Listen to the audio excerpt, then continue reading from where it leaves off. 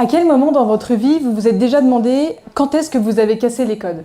C'est vrai que c'est une question que je me suis posée en essayant de vouloir un petit peu regarder en quoi consistait ce sujet.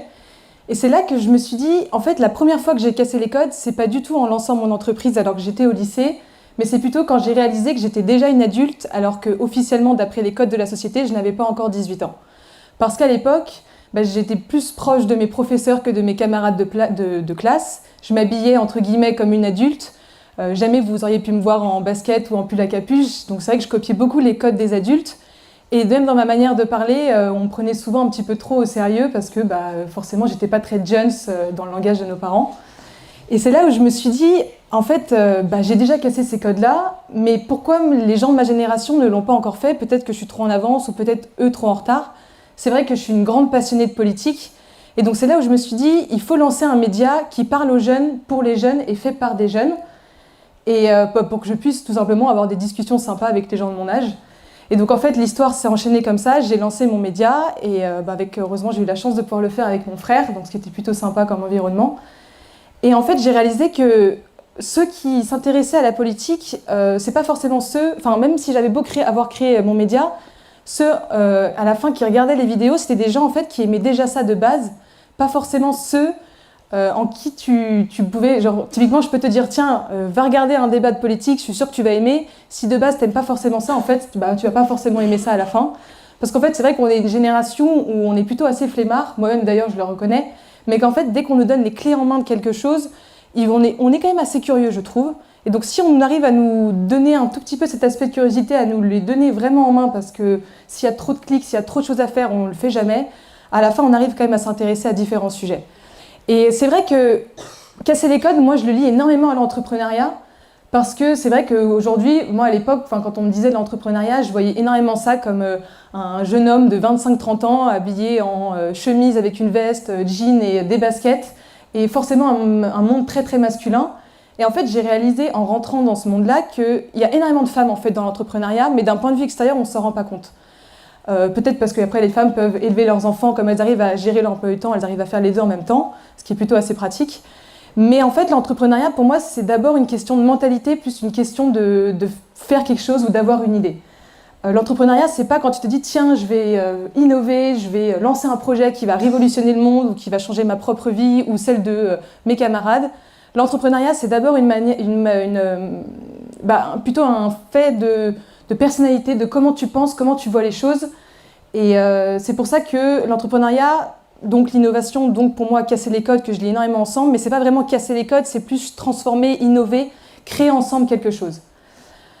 Après, c'est vrai qu'on a un système éducatif aujourd'hui qui ne nous pousse pas du tout à changer les codes.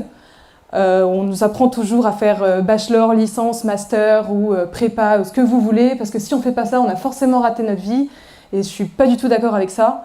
Donc pour moi, par contre, là oui, il faut casser les codes de notre système éducatif qu'on a actuellement, parce que de plus en plus, ça se fait dans certaines écoles. Moi, j'ai fait une licence à côté de mon média, qui était assez moderne, parce qu'on faisait beaucoup plus de pratique que de théorique.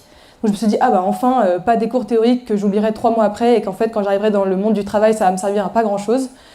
Mais en fait, même cette école-là qui se disait très moderne, qui se disait elle-même avoir déjà cassé les codes, quand je leur disais que j'avais, à côté de ça, j'ai également fondé mon entreprise, on me le reprochait en mode tu dois d'abord faire tes études pour après fonder ton entreprise.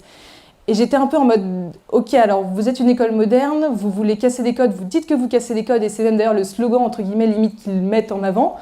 Mais en fait, quand on le fait vraiment, ça vous embête un peu parce que c'est là où en fait ils n'ont pas cassé les codes, c'est psychologiquement c'est une étape qui n'est pas encore passée, peut-être parce que c'est pas la même génération, je sais pas, moi je pense oui, mais c'est là où je me suis dit c'est tellement dommage en fait, parce qu'aujourd'hui on est quand même une génération où on casse les codes tous les jours sans s'en rendre compte. Je pense que vous avez déjà tous cassé les codes. On est une génération, avec les réseaux sociaux, on casse les codes. Typiquement aujourd'hui tu peux apprendre à tes parents, qu'importe le job qu'il fait, ça peut être la personne la plus brillante et intelligente du monde, faire 3 clics pour poster un truc, ça il est incapable de le faire. Tu lui montes une fois, tu lui remontes une deuxième fois, il comprend toujours pas, alors franchement c'est hyper simple, parce qu'ils n'ont pas grandi avec, c'est pas des codes qu'ils ont de leur génération. Et c'est là où je me suis dit c'est quand même dingue, parce que les gens aujourd'hui veulent être un peu jeunes, c'est un peu devenu la mode de nos parents ou des générations un peu anciennes, mais ils y arrivent vraiment pas. C'est-à-dire qu'ils le disent qu'ils le font, ils sont un peu en mode ouais, à fond les jeunes, mais en fait, psychologiquement, c'est une étape qu'ils n'arrivent pas à comprendre. Donc c'est vrai que nous, avec les réseaux sociaux, le Web3 qui arrive, le métaverse, tout ça, etc., les générations futures, en fait, casseront les codes sans même s'en rendre compte. Vous-même, vous cassez tous les codes dans vos vies privées, dans vos vies professionnelles. Mais pour moi, c'est dangereux de casser les codes. Parce que si tu casses les codes, après, tu en as de nouveaux qui se créent. Donc en fait, ça devient un cercle vicieux parce que tu dois toujours vouloir en casser, toujours en vouloir en recréer. Là, typiquement, ce soir, je pourrais carrément casser les codes d'un TEDx en vous faisant tous venir sur scène. Là, quand je vois vos têtes, vous avez l'air un peu de trouver ça bizarre parce que forcément, c'est pas les codes d'un TEDx de tous vous faire venir sur scène. Je vais pas le faire parce que mon objectif n'est pas de casser cette magnifique conférence, mais c'est plutôt de vous faire réaliser que casser les codes où il y a des domaines, il faut le faire parce qu'il faut carrément recréer des choses, ça c'est sûr.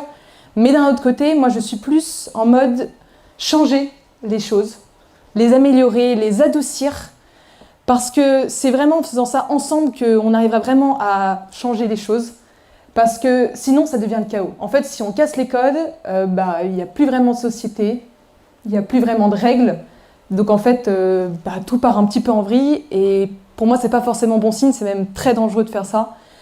Donc c'est pour ça que je vous dirais plus, ce soir, il faudrait quand même qu'on décide de changer les choses ensemble, pas de casser les codes, mais de les changer, les améliorer, parce que moi je pense que dans ce beau monde, on est en fait tous ensemble.